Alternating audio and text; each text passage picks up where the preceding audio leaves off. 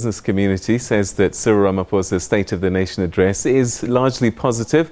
The president announced this unbundling of Eskom and says that they'll continue to introduce a range of measures to ignite economic activities and restore investor confidence. Well, joining me now in studio to look at this new plan is independent energy analyst Adil Nchabeleng. Thanks very much for joining us. Welcome to the program. Thank you so much. All right, so they talked about it, and last night the president said it's going to happen. We're splitting Eskom into three.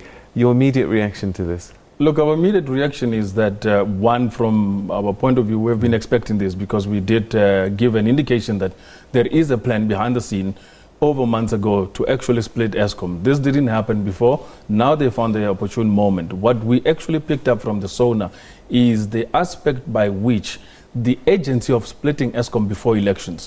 What is the rush in such a matter that you have to split Eskom without even applying a due process by the Eskom Conversion Act of 2001? It is a company that is established by an act of law, which means Parliament has to be consulted. And that decision has to then be taken back, and Parliament has to engage its own constituencies in terms of various parties. So there is a bit of a conflict on that aspect of it. Secondary to it is the decision to split Eskom into three operational entities, systematically as well as operationally, is cumbersome and doesn't make sense. You already have a company that is struggling with costs. When you split it, it means each and every unit division has to unbundle its own cost. And that cost process, you're going to have CEOs in three entities. You're going to have three CEOs in the, the executive board, as well as operations people. So it doesn't make sense unless there is a bigger plot and plan behind the unbundling, which has not yet come out.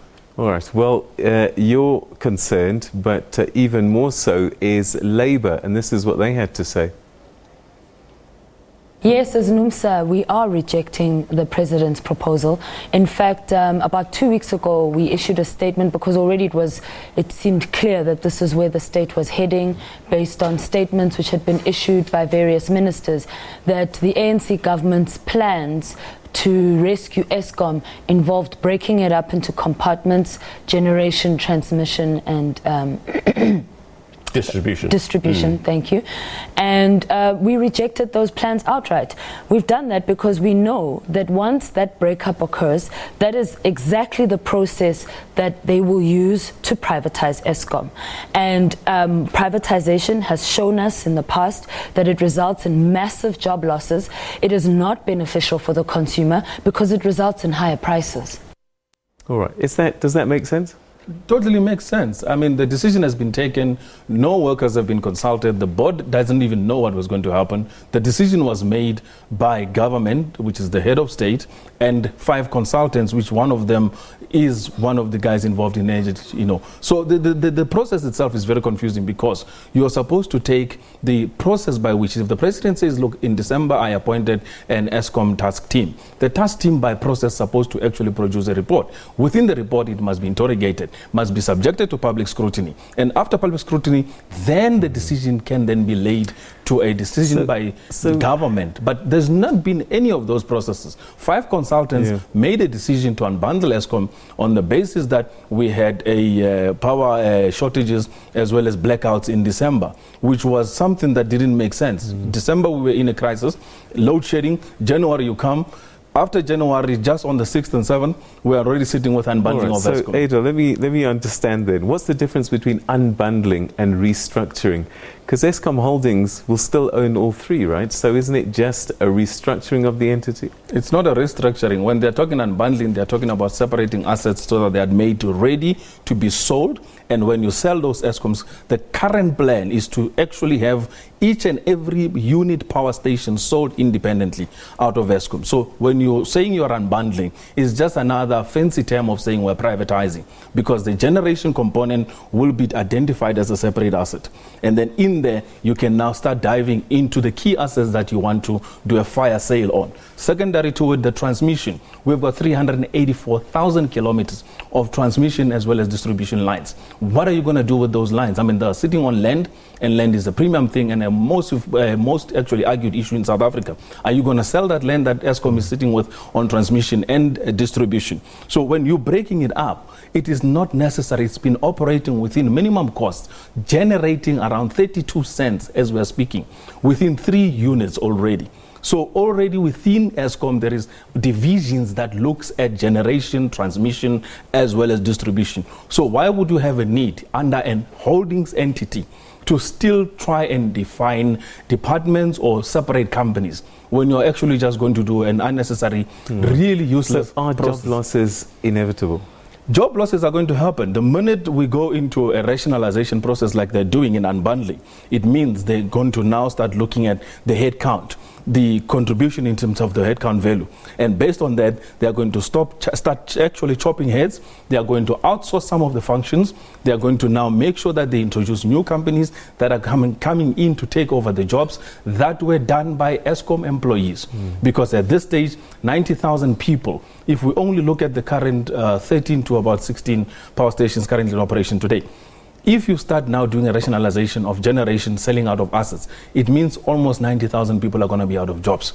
The whole Mpumalanga economy on coal will be crushed and sunk. And you will have a situation whereby the economy and the job losses in South Africa are going to be exacerbated. We already have unemployment at the highest rate.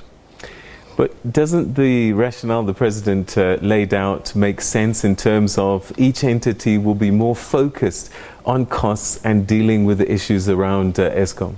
It's already focused within Eskom. It is just the aspect of mismanagement as well as the activities that has been going on, fraudulent activities like signing up IPPs which are illegal. It was a fraudulent activity that should have been stopped and should have been challenged, because the money that Eskom is suffering with and cannot recover on a daily basis is money that they're putting away. 94 million rands is paid out as a loss, and you're not even recovering it in terms of revenue. So that poses a massive, serious challenge to Eskom. So you release the independent power stations, make them sit independently and generate independent income. You have sorted out the problem. Eskom now has its own basket of income, and it can actually regenerate its own capacity to operate, as well as reinvest in terms of its own assets, instead of subsidizing IPPs. So that's where the complexity of it comes in. And most people don't understand it. And I think the task team didn't make the president understand that this is going to be a challenging task.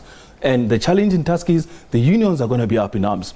The workers of Eskom's, whose actually livelihood and jobs are at stake, are going to be up in arms. Us, as civil society, as well as in the private sector, looking at the opportunities that are going to be lost, we're going to be up in arms. So why would you take a process by which it disadvantages the majority poor in a South African context? So it is not a wise decision. NUMSA also said that this is going to see price hikes. Is that something that might happen? Obviously, because each and every unit now must actually add its own margin towards the production of electricity, which is generation, transmission, as well as distribution. And in there, each and every unit must make its own profit if it is going to be expected to be profitable. By the way, the Eskom Conversion Act of 2001 does not say Eskom should operate at a profit. It says Eskom must produce electricity at a cheap cost. And they're not doing that. And they haven't done that, so. All right, Adil, we can talk about this for great length, but thanks very much indeed for bringing your insights to us. Thanks so much indeed for your time. Thank you so much.